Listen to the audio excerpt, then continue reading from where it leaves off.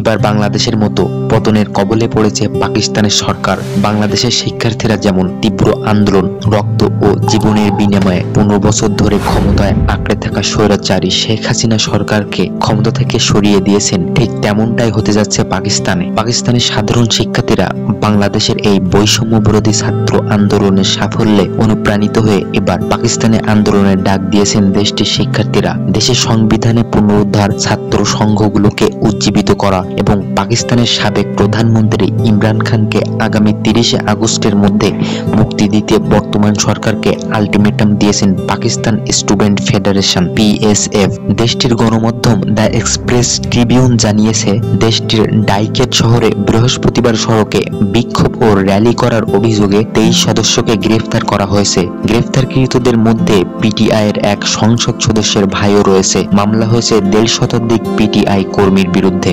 ISF নেতারা ডনকে বলেছেন, পাকিস্তানে এখন ফ্যাসিবাদী শাসন চলছে। এছাড়া অত্যাধিক বিদ্যুৎ বিল ও করের পাশাপাশি অভূতপূর্ব মুদ্রাস্ফীতির কারণে দুর্ভোগ পোয়াচ্ছে দেশের মানুষ। এদিকে শিক্ষার্থীদের আন্দোলন ঘিরে সেখানেও ধরপাড় চলছে। মন্থর করে দেওয়া হয়েছে দেশটির ইন্টারনেটের গতি। দেশটির ইন্টারনেটের পরিষেবা সংস্থাগুলো এই সংকটে কোনো রকম জানাতে পারেননি। সাংবাদিকরা ইন্টারনেট পরিষেবা সংক্রান্ত সরকারি নিয়ন্ত্রক সংস্থা পাকিস্তান টেলিকমিউনিকেশন অথরিটি PTA সঙ্গে যোগাযোগ করেছিলেন, কিন্তু PTA থেকেও এই ইস্যুতে কোনো বক্তব্য বিবৃত পাওয়া যায়নি। ব্রডব্যান্ড এবং মোবাইল ডেটা উভয় ইন্টারনেট পরিষেবাতেই গতি কমে গেছে। এদিকে এমন পরিস্থিতিতে পাকিস্তান জুড়ে ইন্টারনেট ব্যবহারে বিঘ্নের মুখে পড়েছেন ব্যবহারকারীরা। কোথাও ইন্টারনেট বন্ধ রয়েছে, কোথাও খোলা থাকলেও গতি বেশ বিষয়টি নিয়ে ইন্টারনেটের সংযোগ সরবরাহকারীরা কিছুই বলতে পারছেন না, মুখ খুলছেন না পাকিস্তান টেলিকমিউনিকেশন অথরিটি PTA। দেশটির হোয়াটসঅ্যাপ ব্যবহারকারীরা জানান, পাকিস্তান জুড়ে সামাজিক যোগাযোগ মাধ্যমটিতে বার্তা পাঠাতে কিংবা কোনো কনটেন্ট আপলোড ও ডাউনলোড করতে স্বাভাবিক সময়ের চেয়ে বেশি সময় লাগছে। অনেক সময় সেটাও করা যাচ্ছে না। নেটিজেনদের অভিযোগ, সামাজিক যোগাযোগ মাধ্যম ব্যবহারে বিঘ্ন ঘটানোর মাধ্যমে সরকার শুধু